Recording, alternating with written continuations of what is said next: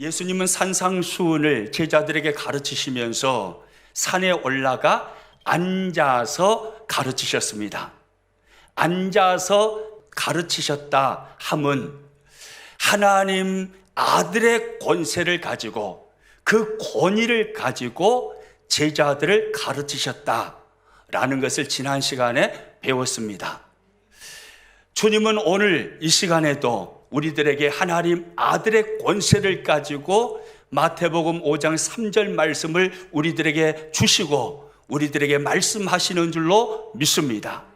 그러므로 산상수훈을 받는 우리의 자세는 삶과 마음을 다하고 뜻을 다하고 정성을 다하여서 하나님 앞에 마음문을 열고 하나님의 아들의 권세로 말씀하시는 주님의 권위 앞에서 아멘 아멘 하며 주의 말씀을 받아서 마음에 새겨야 할 줄로 믿습니다. 오늘 말씀을 받는 우리의 자세가 바로 이와 같은 자세가 될 수 있기를 축복합니다. 예수님은 산상수훈을 입을 열어서 말씀하시면서 가장 먼저 팔복을 말씀하셨습니다. 팔복을 말씀하심은 예수님의 제자된 저와 여러분이 순도 100%의 하나님의 행복을 누릴 수 있는 비결을 말씀하신 줄로 믿습니다. 너도 심령이 가난하면 하나님 수준의 완전한 행복을 누릴 수 있다는 거죠. 너도 애통하면 하나님 수준의 완전한 행복을 이 시대에도 누릴 수 있다는 것입니다. 너도 온유한 자가 되면 하나님 수준의 그 완전한 행복, 하나님의 아들로서 예수님이 누리셨던 그 행복을 오늘 이 시대를 살아가는 저와 여러분도 누릴 수 있다는 말씀입니다. 팔복의 말씀을 산상수훈 소두에서 나누는 중에 저와 여러분에게 순도 100%의 하나님이 누리시는 완전한 행복이 우리 안에 임하고 우리에게 누려지시기를 축복합니다. 할렐루야. 순도 100%의 행복을 누리는 비결이 팔복에 있기에 우리는 지난 시간에 팔복의 말씀을 암송 카드로 만들어서 여러분에게 나누어 드렸습니다. 그리고 숙제를 제가 내드린 적이 있습니다. 기억나시죠? 팔복을 암송하자고요. 그래서 그 팔복을 늘 가슴에 새기고 팔복을 살아내므로 하나님의 행복을 이 시대에 누리는 그리스도인들이 되자고요. 생각나시죠? 그래서 다 암송해 오셨죠? 암송을 한번 해보도록 하겠습니다. 걱정하지 마세요. 여러분은 다 마스크를 쓰고 계시기 때문에 제가 확인할 방법이 없습니다.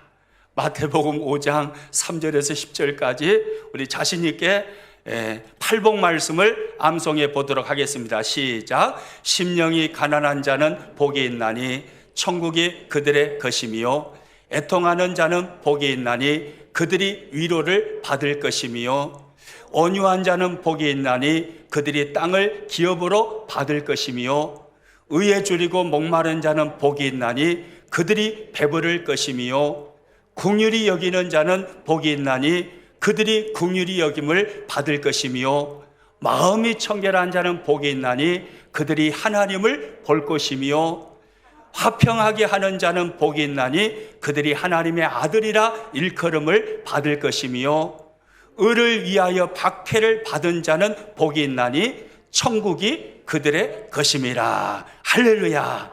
너무너무 잘하셨어요. 여러분처럼 똑똑하신 분들 처음 봤어요. 어떻게 3절에서 10절까지 8절이나 되는 구절을 어떻게 그렇게 잘 그렇게 암송도 잘하십니까? 할렐루야.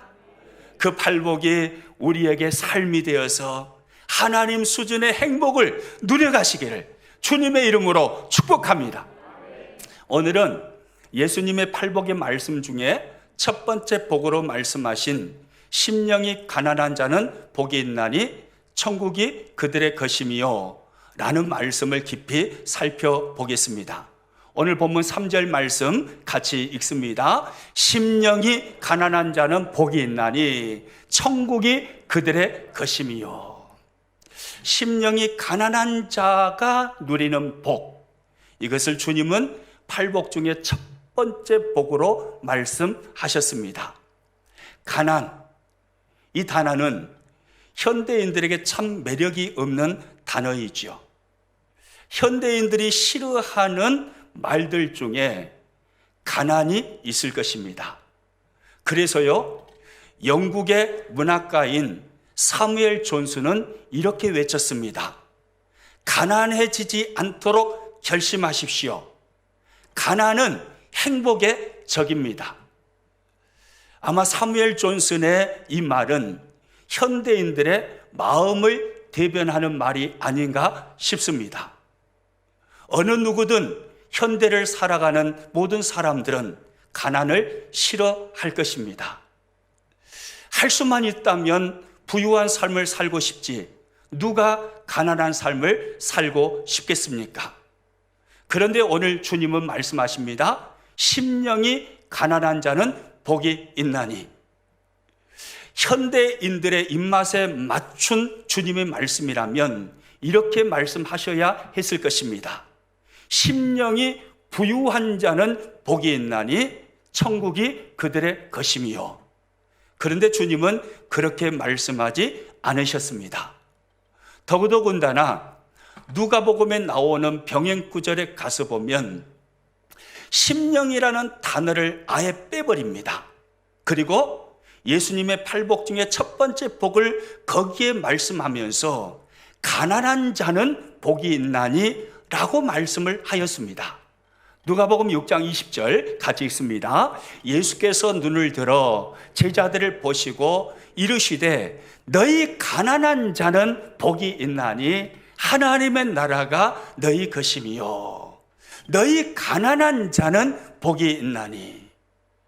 가난한 자가 복이 있다라고 주님이 말씀하십니다.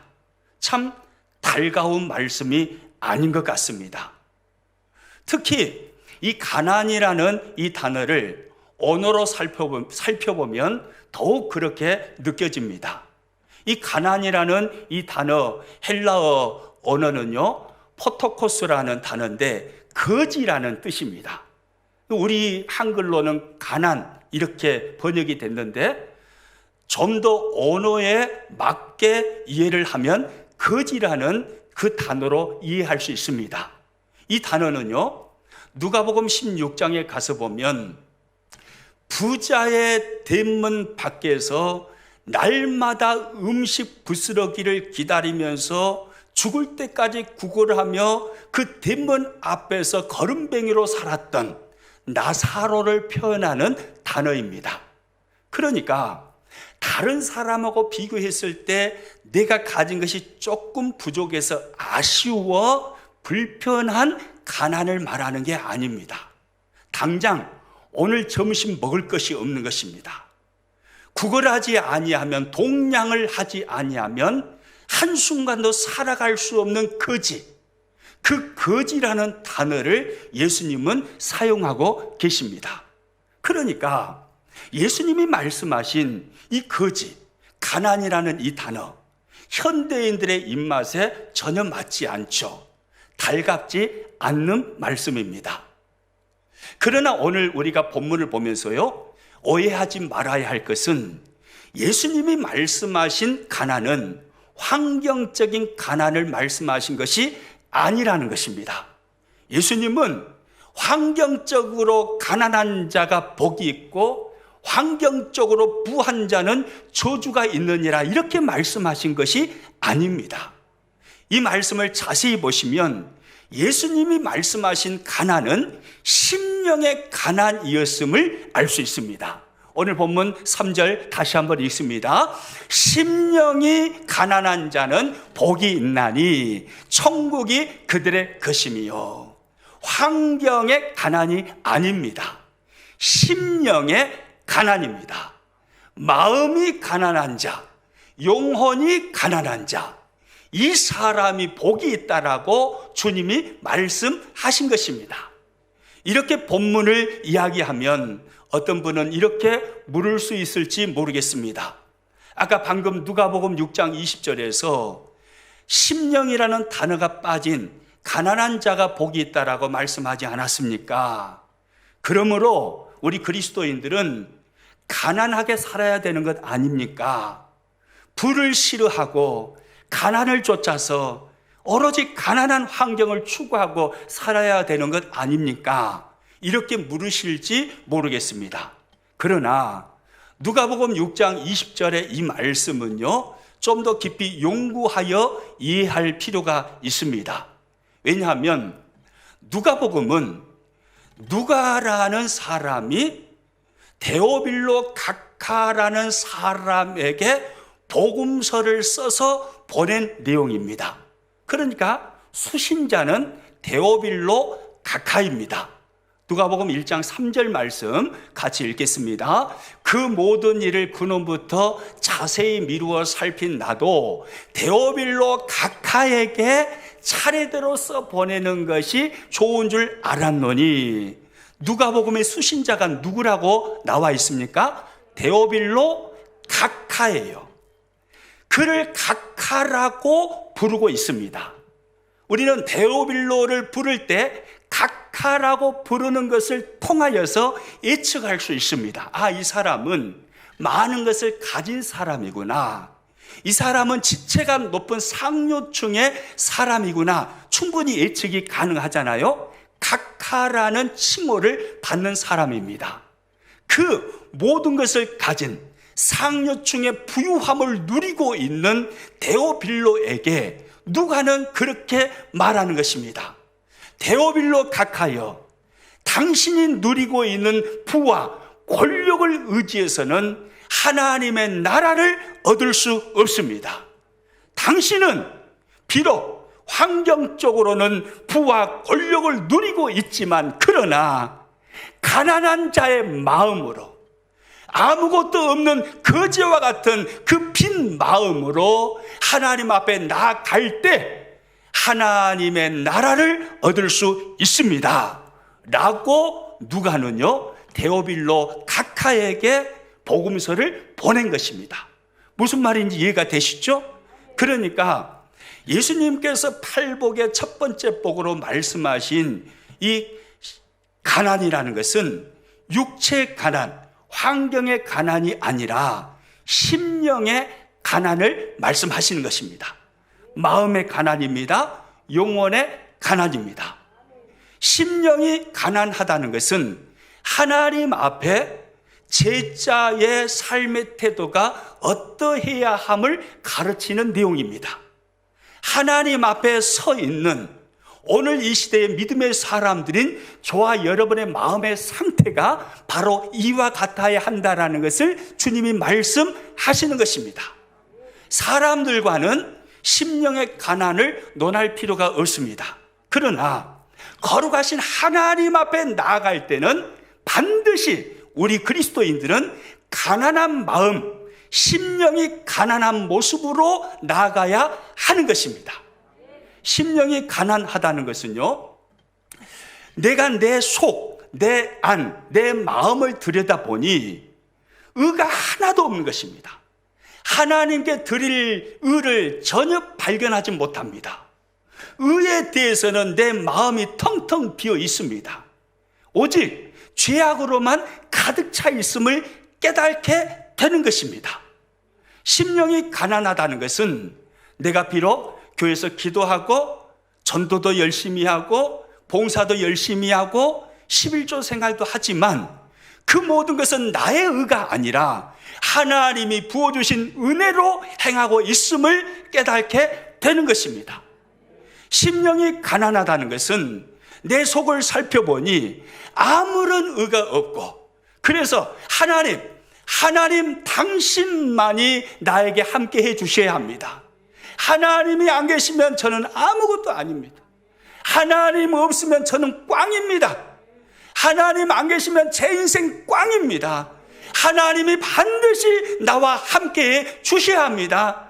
나는 아무것도 없는 비어있는 자입니다. 이렇게 고백하면서 철저하게 겸손함으로 하나님을 의지하고 하나님을 바라보는 그 모습, 그 마음의 자세, 그 상태가 바로 심령이 가난한 자의 모습인 것입니다. 성경을 들여다보면요, 심령이 가난하여서 겸손히 하나님을 의지하는 많은 믿음의 선배님들의 이야기가 나옵니다. 기드온을 보십시오. 미디안 사람들에게 고통당하고 있는 이스라엘을 구원하시기 위해서 하나님은 기드온을 사사로 세우시기를 원하셨습니다. 그래서 하나님의 사자를 기드온에게 보내십니다. 기드온아, 내가 너를 쓰기를 원한다. 내 백성을 너를 통해서 구원하기를 원한다. 그때 기드온은 하나님의 사자에게 이렇게 말합니다. 사사기 6장 15절 같이 읽습니다. 그러나 기드온이 그에게 대답하되, 오 주여, 내가 무엇으로 이스라엘을 구원하리이까? 보소서, 나의 집은 므낫세 중에 극히 약하고 나는 내 아버지 집에서 가장 작은 자니이다. 나는 가장 작은 자니이다. 저는 형편없는 사람입니다. 저는 할 수 없습니다. 이것이 가난한 마음입니다. 모세를 보십시오. 40년 동안 미디안 광야 생활을 합니다. 미디안 광야 생활을 하면서 모세가 깨달은 것이 있습니다. 그것은 나는 아무것도 아니라는 것이었습니다. 궁중에서 40년을 살 때는 자신은 대단한 능력을 가진 자로 생각을 했습니다. 그래서 자신의 힘으로 애굽에 고통받고 있는 이스라엘 백성들을 구원하고자 하는 생각도 해보았습니다. 그런데 미디안 광야 40년을 살아보니 나는 아무것도 아니다라는 것을 깨달은 것입니다. 어느 날 하나님께서 호렙산 떨기나무 가운데서 모세를 부르십니다. 모세야, 모세야, 내가 너를 통해서 내 백성을 구원하고 싶다. 4번이나 하나님은 연거푸 말씀하십니다. 그때마다 모세는 나는 못합니다. 내가 어떻게 그런 일을 합니까? 그러자 하나님은 모세가 들고 있던 지팡이를 뱀이 되게 하시기도 하시고 모세의 손에 나병이 들게도 하시고 거두시기도 하시면서 기적을 보여주십니다. 내가 이와 같은 기적으로 너와 함께 하여서 너를 사용할 테니까 너는 애굽으로 들어가서 내 백성을 구원하여 내라는 것이죠. 그때도 모세는 나는 못합니다. 내가 어떻게 그런 일을 합니까? 이렇게 모세는 반응합니다. 출애굽기 4장 13절입니다. 모세가 이르되 오 주여, 보낼 만한 자를 보내소서. 무슨 말입니까? 왜 모세는 이런 말을 했을까요? 하나님, 내가 광야 40년을 살아보니 제가 깨달은 게 있습니다. 저는 아무것도 아니었습니다. 저는 무능한 자였습니다. 제가 무엇을 할 수 있겠습니까? 저는 아무것도 할 수 없는 자입니다. 이것이 가난한 마음입니다. 이사야를 보십시오. 구약성경 선지자로 등장하는 이사야 말입니다. 이사야가 활동했던 시대에 우시야 왕이 있었습니다. 우시야 왕과 이사야의 관계는 친척 관계였습니다. 그런데 이사야 6장에 가서 보니까 우시야가 죽던 해라고 나옵니다. 즉 우시야 왕이 죽음으로 이사야의 배경이 되었던 모든 권력이 다 사라진 것입니다. 이사야 왕이 죽어서 모든 권력이 사라졌습니다. 그때 이사야는 하나님의 성전에 올라갑니다. 그곳에서 환상을 봅니다. 하나님께서 보좌 위에 앉아 계십니다. 그 앞에 그룹들이 서 있는데 거룩하다, 거룩하다, 거룩하다 날개짓을 하면서 보좌 위에 앉으신 하나님을 찬양하는 모습을 보았습니다. 그 영광스러운 보좌 위에 앉으신 하나님을 바라보고 이사야 선지자는 이렇게 고백을 합니다. 이사야 6장 5절 말씀입니다. 그때에 내가 말하되 화로다 나여 망하게 되었도다. 나는 입술이 부정한 사람이요 나는 입술이 부정한 백성 중에 거주하면서 만군의 여호와이신 왕을 배웠음이로다 하였더라. 화로다 나여 망하게 되었도다. 자신의 연약함과 자신의 죄악을 보는 것입니다. 이것이 가난한 마음입니다. 신약 성경에 넘어와서 베드로를 보십시오. 베드로는 어부였습니다. 밤새도록 바다에 나가서 그물질을 했습니다. 고기 한 마리 잡지 못했습니다. 그런데 새벽녘에 예수님께서 말씀하십니다. 깊은 데로 가서 그물을 내려라. 베드로는 예수님의 말씀에 순종했습니다. 어부의 상식으로는 주님의 말씀이 맞지 않았지만 그러나 순종했습니다. 그물을 내렸더니 그물이 찢어질 정도로 엄청난 고기가 잡혔습니다. 그 사실 앞에서 베드로는 주님 앞에 무릎을 꿇습니다. 그리고 이렇게 말합니다. 누가복음 5장 8절 말씀입니다. 시몬 베드로가 이를 보고 예수의 무릎 아래에 엎드려 이르되 주여 나를 떠나소서 나는 죄인으로서이다 하니 할렐루야. 이것이 가난한 마음입니다. 주님의 영광 앞에 내가 서보니 내가 한없이 부족한 자요 나는 죄인으로밖에 보이지 않는 것입니다. 이것이 가난한 마음입니다. 이 마음을 가진 자가 심령이 가난한 자의 모습인 것입니다. 또 바울을 보십시오. 바울은요 세상적으로 자랑할 거리가 너무 많았습니다. 그는 그 시대 모든 사람들이 부러워하는 로마의 시민권을 가지고 있었습니다. 가말리엘 문화에서 수학을 했습니다. 그리고 석학 중에 석학입니다. 그는 히브리인 중에 히브리인이었고 율법으로는 흠이 없는 바리새인이었습니다. 그에게는 자랑할 것이 참 많았습니다.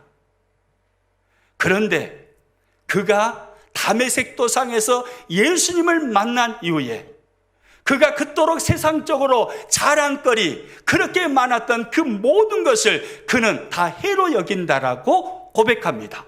빌립보서 3장 7절 말씀입니다. 그러나 무엇이든지 내게 유익하던 것을 내가 그리스도를 위하여 다 해로 여길 뿐더러 그리스도 밖에 있을 때는 세상의 좋은 것들, 유익한 것들 그것이 자신의 좋은 스펙이 되었습니다. 로마 시민권이라는 스펙 그리고 가말리알 문화에서 수학에 따르는 석학이라는 스펙, 바리새인이라는 스펙, 그에게는 많은 자랑거리 스펙들이 있었습니다.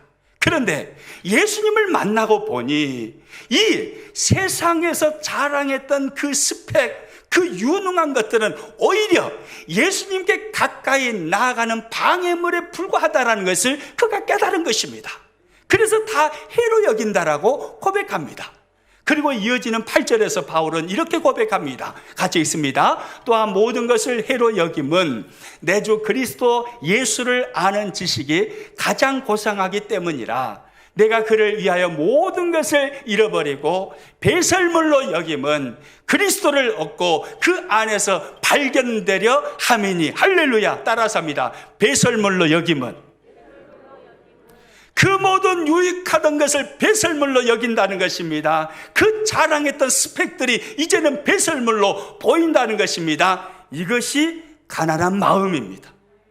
예수님을 깊이 만나고 보니 세상 자랑거리는 아무것도 아니라 이 말입니다.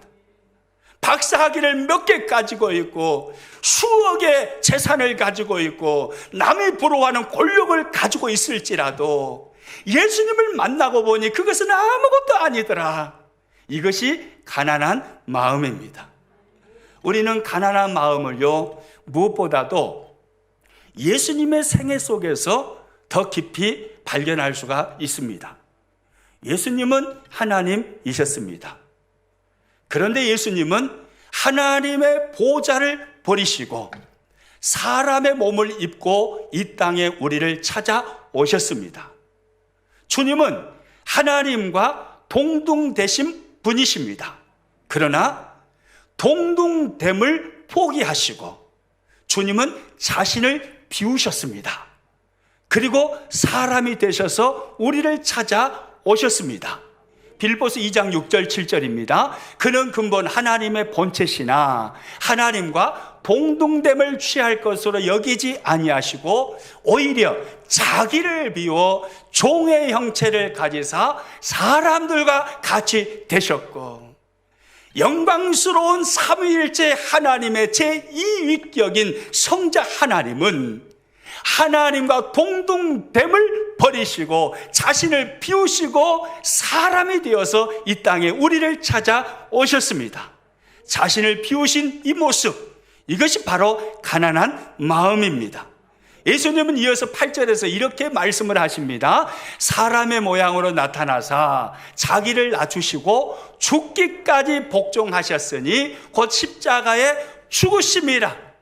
성자 하나님으로 이 땅에 우리를 찾아오셨지만 예수님은 철저하게 성부 하나님의 의지대로 살아가시는 것입니다.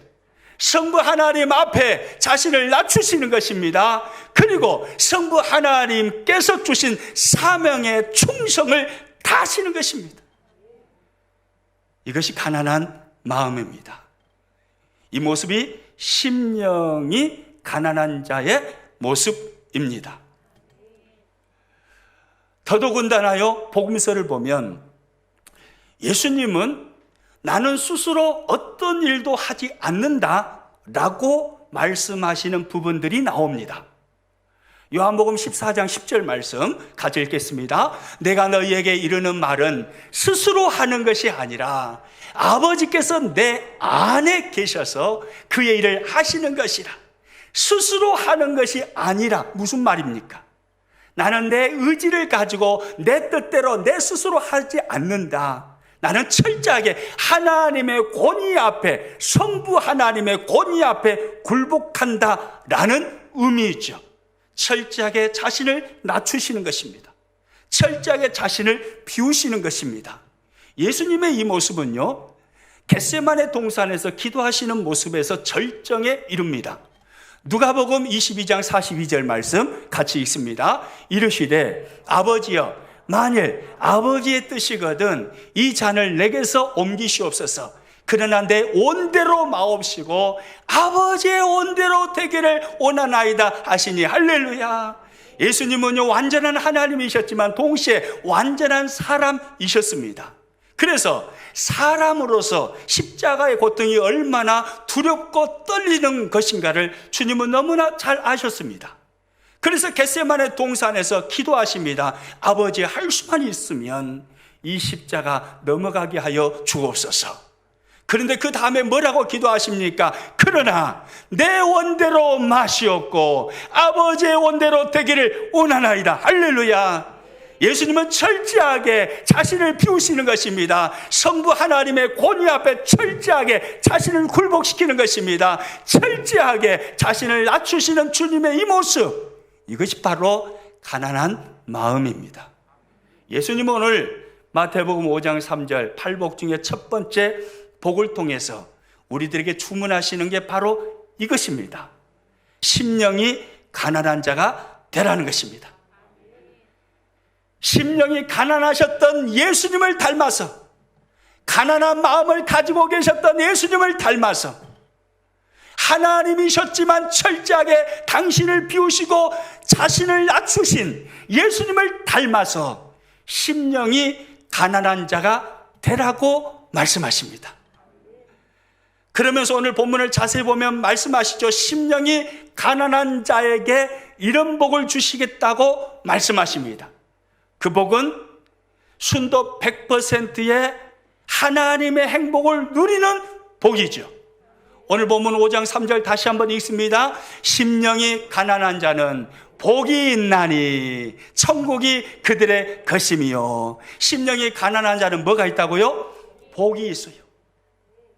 예수님처럼, 모세처럼, 기드온처럼, 바울처럼, 베드로처럼, 이사야처럼 그렇게 철저하게 자신을 낮추고 오직 하나님만을 바라보고 하나님만을 의지하고 가난한 마음으로 신앙생활을 하는 모든 사람에게 하나님은 약속하십니다. 복이 있나니, 복을 말씀하십니다. 여러분, 이 복이 무엇을 의미하는가에 대해서는 우리가 지난 시간에 잘 살펴보았지요. 이 복이라는 이 단어 다시 한번 살펴보면요, 이 복은 마카리오스라는 단어입니다.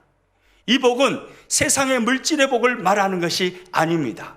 세상의 건강의 복, 권세의 복을 말하는 것이 아닙니다. 하나님의 행복입니다. 하나님이 누리시는 행복, 완전한 행복이죠. 완벽한 행복이죠. 영원한 행복이죠. 절대적인 행복이죠. 하나님의 이 행복을 하나님은 약속하고 계신 것입니다. 누구에게요? 심령이 가난한 자에게요. 마음을 비우면서 낮은 자리로 내려가서 겸손히 하나님을 바라보고, 하나님, 나는 아무것도 아닙니다. 나에게는 하나님이 필요합니다. 오직 나의 주인은 하나님이십니다. 하나님 한 분이면 충분합니다. 오직 하나님을 열망하면서 하나님을 바라보고 의지하는 자에게 주님이 약속하신 축복, 하나님의 행복입니다. 심령이 가난한 자는 하나님의 행복을 누리게 된다라는 것입니다. 저와 여러분이 심령이 가난한 자가 될 수 있기를 축복합니다. 그래서 환경을 뛰어넘어서, 상황을 뛰어넘어서 코로나 중에도 하나님이 위로부터 부으시는 하나님의 행복을 모든 상황 속에서 누려가시기를 축복합니다. 환경에 의해서 변하는 행복 말고요, 상황에 의해서 달라진 행복 말고요, 영원한 행복 말입니다. 절대적인 행복 말입니다. 하나님의 완전한 행복 말입니다. 모든 상황 속에서 항상 웃고 항상 행복해 할 수 있는 그 행복의 선물이 오늘 우리 안에 심령이 가난하여짐으로 부어지기를 축복하는 것입니다. 여러분, 그러면요, 심령이 가난한 자가 하나님의 행복을 누리게 된다고 주님 말씀하셨는데, 그러면 심령이 가난한 자는 왜 하나님의 행복을 누리게 되는 걸까요? 그것은요, 심령이 가난한 자에게는 하나님께서 천국으로 채워주시기 때문입니다. 심령이 가난하여 비우고 낮춰진 그 마음에 하나님께서 천국으로 채워주신 것입니다. 그러니까 행복하죠. 가슴에 천국이 있는데 이 사람보다 행복한 사람이 어디 있습니까? 오늘 본문 3절 말씀 다시 한번 읽습니다. 시작. 심령이 가난한 자는 복이 있나니 무엇이요? 천국이 그들의 것이며. 할렐루야. 심령이 가난한 자는 무엇이 그들의 것이라고요? 천국이 그들의 것이며. 천국이 그들의 것이며, 이 말이 무슨 말입니까? 심령이 가난한 자의 비어있는 마음에, 낮아진 그 마음에 하나님이 천국으로 채워주신다, 바로 이 말씀입니다. 천국이 그들의 것이며, 이 말씀에는요, 두 가지 의미가 있습니다. 첫째는요, 구원을 받았다라는 의미입니다. 구원은 심령이 가난한 자에게 임하는 것입니다. 천국은 심령이 가난한 자가 얻는 것입니다. 오늘 본문 3절 말씀 다시 한번 빨간 글씨들을 잘 생각하면서 다시 한번 읽어봅니다. 시작. 심령이 가난한 자는 복이 있나니 천국이 그들의 것이며. 천국은 누가 얻는다는 말입니까? 심령이 가난한 자가 얻는다는 것입니다. 무슨 말입니까? 내가 나를 보니 내 안에서 의를 전혀 발견할 수가 없는 것입니다. 의에 대해서는 텅텅 비어있는 자인 것을 깨닫는 것입니다. 내 안에는 죄악만 가득함을 깨닫는 것입니다. 그래서 나 자신을 의지할 수가 없고 오직 십자가만 붙드는 것입니다. 자기 자신 안에서 의가 없음을 깨닫고 죄악으로만 가득 차 있음을 깨닫고 오직 십자가만 붙드는 사람, 이 사람에게 구원이 임하고 이 사람에게 천국이 주어진다는 것입니다. 아멘입니까? 그래서요, 주일 학생들이 자주 부르는 찬양 중에 이런 찬양이 있지요. 이 찬양 잘 아시죠? 돈으로도 못 가요. 어디요? 하나님 나라. 그 다음 뭐라 합니까? 힘으로도 못 가요. 하나님 나라. 뭐 하면요? 거듭나면 가는 나라. 하나님 나라. 믿음으로 가는 나라. 하나님 나라. 할렐루야. 이 찬양 다 아시죠? 우리 한번 처음부터 끝까지 한번 신나게 한번 같이 불러봅니다. 시작. 돈으로도 못 가요 하나님 나라. 힘으로도 못 가요 하나님. 어떻게 해야 간다고요? 거듭나면 가는 나라 하나님 나라. 무엇으로요? 믿음으로 가는 나라 하나님 나라. 할렐루야. 여러분, 그렇습니다. 천국은 이렇게 가는 것입니다. 돈으로 갈 수 있는 게 아닙니다. 세상의 스펙으로 갈 수 있는 게 아닙니다. 부유한 마음을 가지고 갈 수 있는 게 아닙니다. 철저하게 내 안에 의가 없음을, 의에 대해서는 텅텅 비어있고 죄로만 가득 차 있음을 깨닫고 나의 구원의 소망은 오직 예수님의 십자가뿐인 것을 알고 그 십자가를 붙드는 사람만이 죄사함의 은혜를 받고 구원을 받아서 천국에 가는 것입니다. 우리 평안의 식구들은 이 천국을 다 선물로 받으신 줄로 믿습니다. 똑똑해서 잘나서 아니죠. 믿음으로죠. 거듭났기 때문이죠. 내 자신의 텅텅 비어있는 의의 모습을 보고 내가 죄악으로 가득 차 있는 모습을 보고 십자가를 붙들었기 때문이죠. 거듭났기 때문입니다. 믿음을 가졌기 때문입니다. 그것으로 천국 가는 것입니다. 또요, 천국이 그들의 것입니다. 이 주님의 말씀은요, 두 번째 이런 의미가 있는데, 이 땅에서 천국을 누린다라는 의미도 있습니다. 천국이 그들의 것이며, 이건요, 심령이 가난한 자가 천국을 얻는데, 첫 번째 의미로 말씀드린, 방금 앞에서 말씀드린 것은 죽어서 가는 천국이죠. 영원히 누리는 하나님의 나라, 그 천국입니다. 그러나 그것만 있는 게 아닙니다. 이 땅에서 죽어서만 천국 누리는 게 아니라 심령이 가난한 자는 이 땅에서도 하나님의 나라, 천국을 누리는 것입니다. 예수님은요, 누가복음 17장에서요 그렇게 말씀하십니다. 하나님의 나라는 다른 데 있는 게 아니라 바로 너희 안에 있느니라. 우리 안에, 지금입니다. 죽어서 가는 천국, 그곳에서 말씀하는 게 아닙니다. 바로 지금입니다.